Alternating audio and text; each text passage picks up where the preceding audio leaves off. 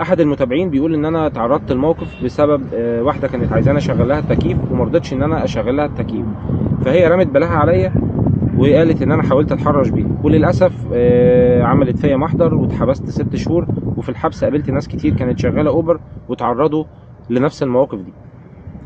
طيب انا عامل الفيديو ده عشان خاطر اقول للناس اللي لسه شغاله في الموضوع ده ازاي تحمي نفسك من الناس اللي ما عندهاش دم او اللي ما عندهاش ذمه وبتركب معاك وهترمي بلاها عليك، وخصوصا لو انت بتشتغل بالليل.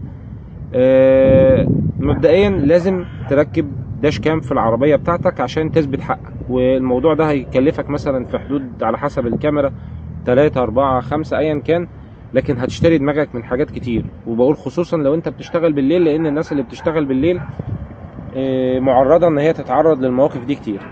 وانا لما كنت بشتغل اتعرضت لموقف واتنين بسبب المواضيع دي، من ضمنهم واحده نزلت مرضتش تحاسب وخدت بعدها ومشيت، واحده تانية كان معاها واحد نازل يهددني ويقول لي انا العقيد مش عارف مين في بتاعه، كان من دوله عربيه، ورحت واقف عند كمين، والمرتين ربنا ستر وبيوقف لي ولاد الحلال الحمد لله.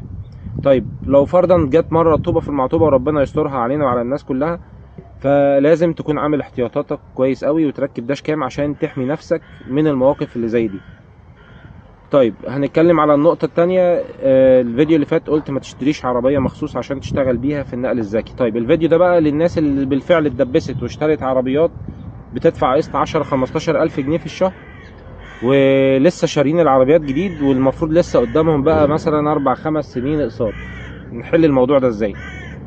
مبدئيا انت لسه في البداية، لو انت لسه شاري العربية مخصوص عشان النقل الذكي وبتدفع 10 15 ألف جنيه في الشهر، فالحق نفسك، وبأكد الحق نفسك واوعى تكمل في الموضوع. بيع العربية اللي معاك، اشتري عربية مستعملة لبيتك، اشتري عربية مستعملة لبيتك، حتى لو هتدفع قسط مثلا من العربيات المستعملة 2000 3 4 5 في الشهر، وتبقى لبيتك بتعمل بيها مشاويرك وتنزل تسد جنب الشغل.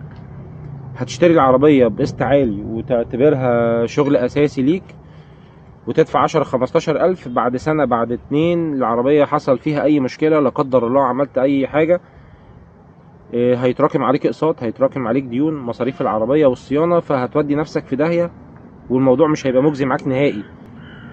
الموضوع ما بقاش زي زمان. اللعبة اللي عملتها شركات النقل الذكي في مصر ان هي تحل البطالة وان هي تشغل الناس والكلام ده، اللعبة دي اتفقست. اللعبة دي ما كانتش هدفها الاول ان هي تشغل الشباب، هي يمكن كان هدفها في الاول ان هي تشغل سوق العربيات، وده اللي حصل. كان في ركود في فترة من الفترات وقت الحملة اللي كانت نازلة اسمها خليها تصدي، فكان في ركود في سوق العربيات، فوقتها كان اوبر بقى وبتاع في 2014 و2015 لسه في البداية ولسه بقى الموضوع جامد، فالناس كلها اللي ما كانش في جيبه جنيه كان بينزل يدفع مقدم. مثلا كانت العربيات ساعتها ب80 وب90 ألف تقدر تشتري عربية متوسطة لحد 120 و130، فكانت الناس تنزل ترمي 20 30 ألف جنيه مقدم ويشتري عربية، اللي معاه واللي معوش ويشتري. فضل الموضوع ده مجازي مع الناس لحد 2019 2020 لحد كورونا يمكن.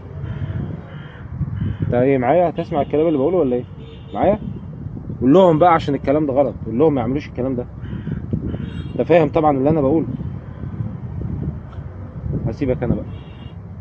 فالموضوع كان حلو لحد 2019. بعد كده بقى لما نزلت الشركات المنافسه وبدات تنزل، كان في شركه اسمها دبسي واف تاكسي وديدي واندرايف وكريم والكلام ده كله، فبدات المنافسه وبدات العرض والطلب بدا يقل شويه، وبدات العربيات تكتر في السوق، وبدات الناس تشتري عربيات بالتقسيط كتير، وناس ليها في الشغلانه وملهاش في الشغلانه دخلت في الموضوع بكثره. فاصبح دلوقتي العربيات اللي موجوده كتير والعرض والطلب بقى قليل عليها، فالطبيعي الشركات بدل ما كانت بتدي بونص عاليه وبتدي اسعار وبتطلب من موديلات حديثه، بدات ان هي تتلت على الكباتن، وبدات تقلل في التسعيره وتعمل عروض للعملاء على قفا الكباتن. ومين اللي بيلبس؟ حضرتك اللي نازل تشتري عربيه مخصوص بالتقسيط برقم محترم عشان تشتغل بيه. لو انت ربنا كرمك وفاتح عليك ونازل تشتري عربيه كده كده، اشتري مفيش مشكله، وانزل يوم ولا يومين في الاسبوع نقنق. لو انت عايز تعمل كده تتعامل مع ناس، انت راجل على المعاش عايز تنزل تغير جو وتتكلم مع ناس وتقابل الناس بقى بالحلو وبالوحش. موظف وبتاخد حد في سكتك، شغلك بعيد مثلا ناحيه اكتوبر وانت قاعد مثلا في السلام وعايز تاخد حد كل يوم وانت رايح وانت راجع الموضوع مجدي جدا. بتسافر كتير وبتاع وعايز تاخد حد في سكتك الموضوع كويس. لكن الاستلواح اللي بقى موجود دلوقتي بقى كتير.